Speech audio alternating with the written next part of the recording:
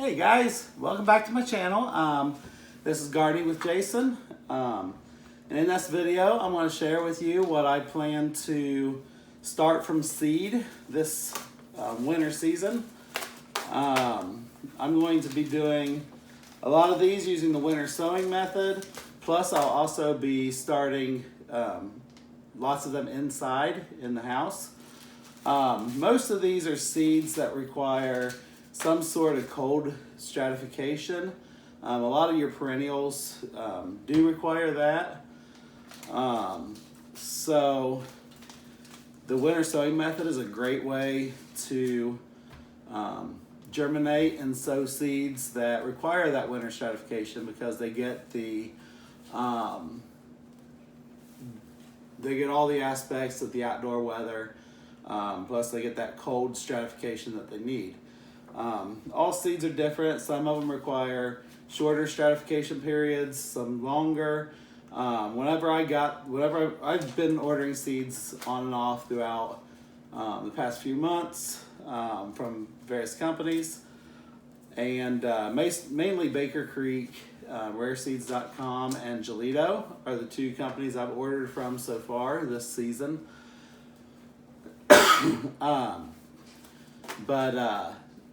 Since I am starting some of them inside under the grow lights as well, I just went ahead and put all these perennial packets in the refrigerator as soon as I got them. So they've been in the refrigerator for at least a month to 2 months.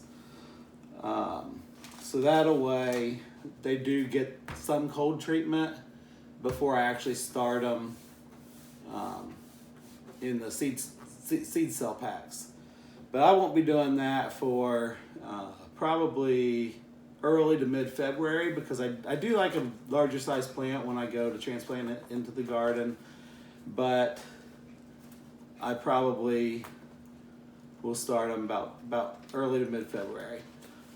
If I start them too soon, before that, I won't be able to have enough space in my seed starting area for them.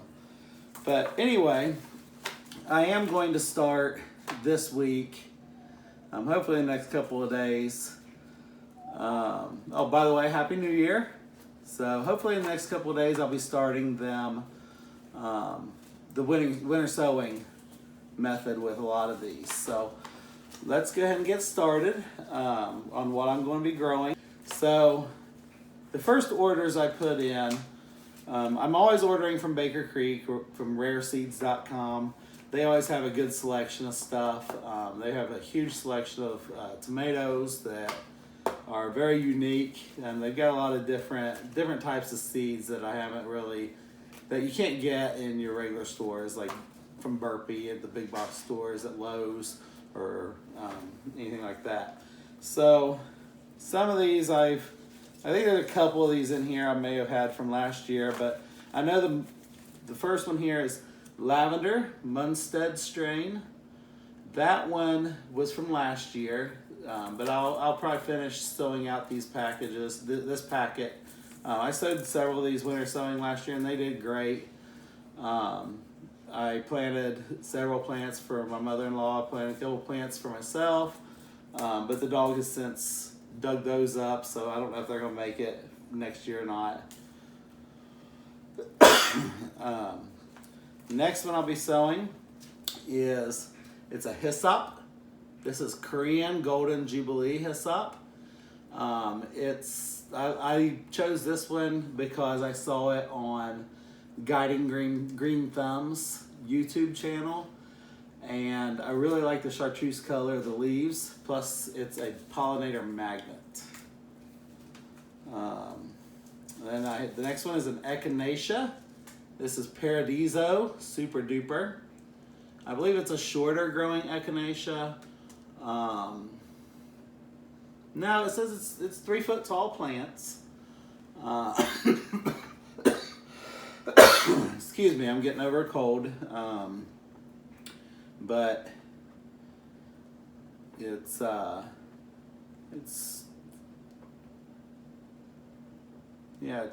36-inch tall plants, perennial from zones 3 to 10. It says a dazzling double-petaled echinacea in the most charming rosy tones. This enchanting traditional medicinal plant is a perennial that will bloom in its first year. So, pretty excited about growing that one. I hope you can see that. I hope I didn't cut it off on the video. Maybe I ought to hold it a little lower. Okay. This one's a good one for your shade garden. This is Columbine Leprechaun Gold. It's a purple flowering columbine, and it's got variegated foliage on it. So I'm pretty excited about growing that one. And then another echinacea. This one is called Allen's Pride. It's a sour apple green echinacea that blooms in the first year, and they reach just over 2 feet tall. So yeah, I'm pretty excited about that one. Then I got a swamp milkweed. Hopefully I'll be able to attract some more monarchs and be able to see the caterpillars and take some photos of them in their caterpillar stage, as well as get some of the adults later in the season. And then I got the mellow yellow coneflower. That one's been out for a little while on their site. I really like that color of the yellow. It's a perennial, and they reach about 24 inches tall as well. We got spotted bee balm. Planting that for the pollinators and the bees. Bee balm, wild bergamot. Excuse me, sorry about the coughing, but like I said, this year I plan to do more YouTube videos and more Instagram content. Just trying to grow my channel, so as well as keeping track of, this is basically a documentation of what I do during the gardening season, so I know what I've done, what I've tried, see befores and afters of my garden progress. And also I created my gardening YouTube specifically, so I'll have a specific search history of gardening videos that I Okay guys, so I'm gonna retry this. I just made this whole video and realized that my recording shut off about 7 minutes in or so. So I'm going to go back and I'm going to remake the video just so you all will be able to see it. But anyway, like I was saying, where it left off was I created this gardening channel so I could have a whole gardening algorithm on my own YouTube profile. So that way it doesn't have my wife's stuff and the kids' stuff and all kinds of other stuff. I did the same with my photography stuff, so that way I have nothing but photography algorithms. So that way, when I watch my photography tutorials and stuff like that I want to watch to try and educate myself more, it'll all be under those certain profiles. But anyway, I left off with wild bergamot. Let me find. So we did spotted bee balm, wild bergamot. So there's those that we already covered. So we're still on rare seeds. So I'm going to, like I was saying, I really like my Monardas, my bee balm, my coneflowers, Rebecchias. I love those perennials, just the standard perennials that hummingbirds love, butterflies love, pollinators love. I love taking pictures of all the creatures and flowers and everything in the garden. So if you like garden photography, be sure to follow along on my my Instagram page so you can see some examples of my work. Plus I'll be doing some future videos and stuff and hopefully showing examples of my work on there as well. Okay, so the next one we have a Monarda Bergamo from Baker Creek, It's like the spotted bee balm, but it's all purple. It's got stalks of 3 or 4 flowers on top of each other, and it says it gets 2 to 3 foot tall. So it's first year flowering perennial. Pretty excited about that one. It almost feels like there's no seeds in here though. It says there's a minimum of 30 seeds. So either these are really small or all the seeds have leaked out somehow, some way. But anyway, I know Rare Seeds does a pretty good job about replacing product if it's not how it's supposed to be. So I guess we'll find out when I go open it to do my winter sowing. Next one is Agastaki Apache Sunset. I bought these for their root beer scented flowers. It's a shorter growing perennial. It's 18 to 24 inches tall, 12 to 18 inches wide. Perennial zones 5 through 9. Funny thing about me buying it for the root beer scented flowers, my sniffer doesn't work too well. I don't do a very good job of distinguishing smells or identifying smells. So I probably can't even determine what it smells like, but I do love root beer. So maybe somebody else will walk along and notice the smell. Next ones are Scabiosa, however you pronounce it. These seeds were $5 a pack, 10 seeds per pack. So they're more on the expensive side of the Baker Creek seeds. Most Baker Creek seeds run between $3 to $5 a pack, but they do offer free shipping plus a free seed pack for every $10 for the first $10 you spend. A second free seed pack if you spend $35 or more. So these are the Scabiosa Fama series. One's white, one's blue. I really love the flowers on Scabiosa, and they blew. When I started seeds, I started an annual.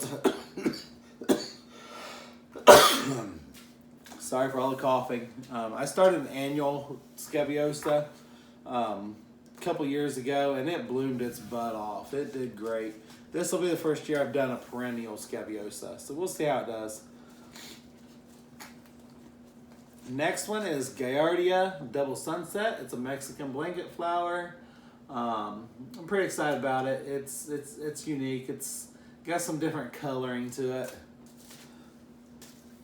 with splashes of white and red and orange, yellow, all kinds of colors to it.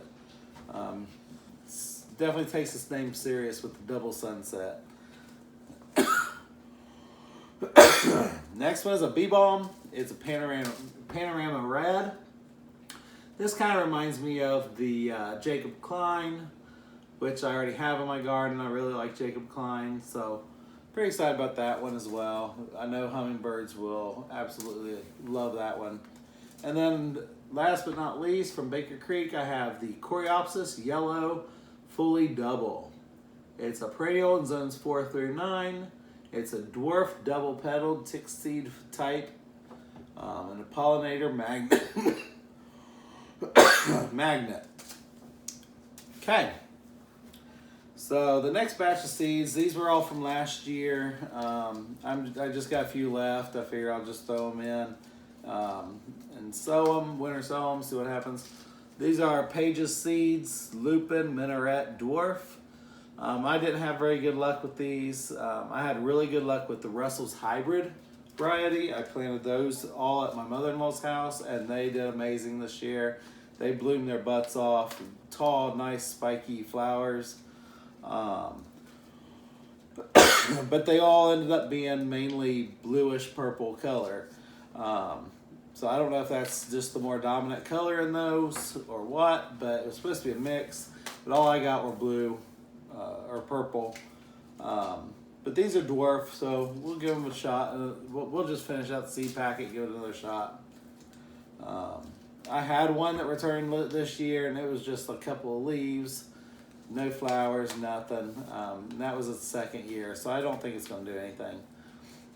And then I've got Everwild Farms Compass Plant.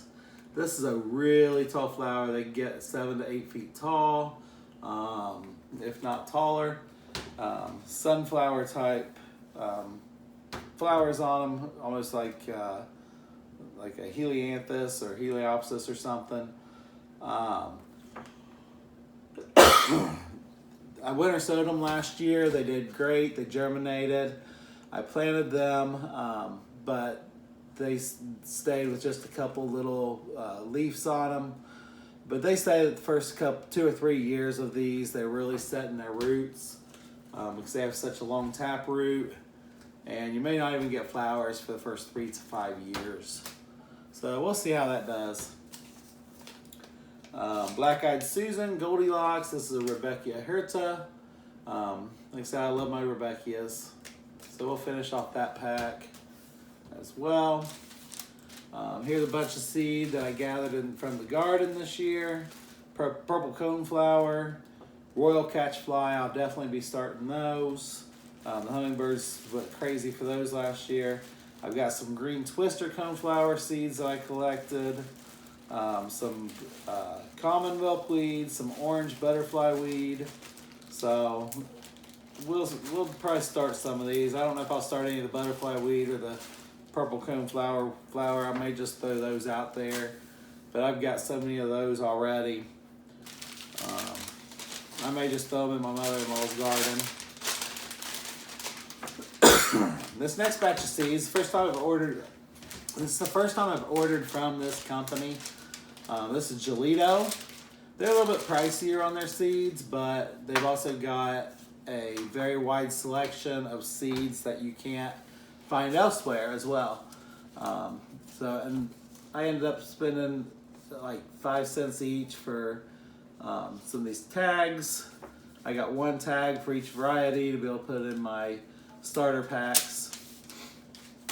But I mainly ordered from Jelitto because they're the only ones that had Heliopsis bleeding hearts.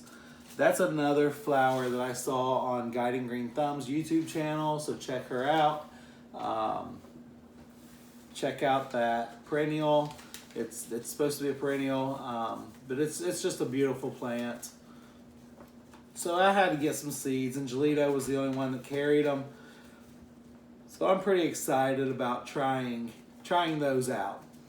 So Jelitto, they don't have anything fancy about their seed packs. They're just plain white seed packs with their label on them and the type of seed it is. So I'm just going to go through these real quick. The first couple are both Heliopsis plants. One is the bleeding hearts that I told you from Guiding Green Thumb's channel. Another one is called Burning Hearts. Bleeding Hearts is more of an orange color. Burning Hearts is more of a burnt yellow color. Then I got a couple of Dodecathians or Shooting Stars. They're kind of a prairie border type garden, woodland edge of the woodland type plant. But they're unique. I really enjoy photographing them. They make for some neat macro photos. One is Dodecathian Media F Album. I believe that's just your standard white shooting star. Then I got Dodecathian Media Goliath. I believe that's a taller variety, and I believe it's got a purple flower on it too. Next one is the Lictrum. Thalictrum, otherwise known as meadow rue. I'm going to grow that for my shade garden. Give that a try. And this is a particular echinacea that I didn't have in my garden yet. It's another purple coneflower. This is the Rocky Top Tennessee coneflower. I've heard the Tennessee coneflower is pretty endangered right now. It's a threatened wildflower species throughout Tennessee. So I thought I might be able to try to do my part and get it growing in my garden here in Ohio. So we'll see. Next couple are both lobelias. I've seen this variety in the garden centers and big box stores. They're pretty expensive in the stores to get a plant of. So these are the Starship variety of lobelia. You don't get too many seeds in the packet, but I'm gonna give them a try. Hopefully I'll get, if I get 5 or 10 plants out of each of these, that would be great. That would be well worth the money I spent on these seeds. These seed packets, I believe, for the lobelias were $10.95 each. And they're a pelleted seed. So, like I said, the seed packets are $10.95 each. I believe the perennials that I've seen in stores are anywhere from that or above for a gallon-sized container. So one was Starship Rose, so it's like a pink color, and then Starship Blue. So it's a blue lobelia. The Starship varieties are supposed to be a dwarfing variety, so they're smaller than the regular native lobelia. So they get about 2 feet tall supposedly. Unfortunately, I've heard even though they are perennial, they have a difficult time coming back. They get root rot easily, from what I've heard and from what I've researched, and they can be pretty fussy in the garden. So, but I'll give them a try, see how they do. The next one is the last one I have. It's a Rebeckia. This one is a Rebeckia triloba, which is a native type of Rebeckia. But this is Prairie Glow Rebeckia triloba. So it's like an orangish yellow type of Rebeckia with small petals on it.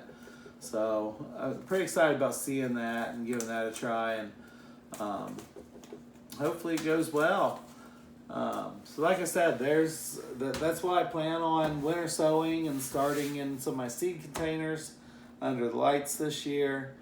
It's probably not going to be everything that I'm going to sow this year, because I like to go to Menards and Rural King and Lowe's and all those places just to see what kind of seed packs they might have.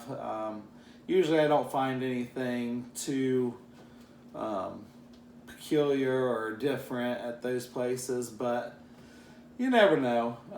I might pick up a couple different things there and add them to my plans to sow this year.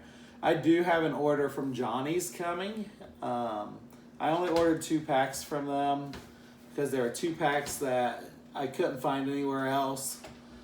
Johnny's charges, I think it was $8 just to ship these 2 packs. So I spent $20 on both of these packs, but they're both Orangium. One's blue glitter, one's white glitter. And I've been wanting to try those out in my garden for a while. I figured I might as well buy the seeds, give them a go. If I get a couple plants of each, that's still cheaper than what I would have paid for them at the garden center. And I get the satisfaction of growing them from seed. So, but anyway, thanks for sticking it out with this video and watching to the end. So I hope you've had a good New Year, good holiday. And hopefully you saw something in this video that you want to add to your garden. So thanks for watching, and I hope you continue to follow along.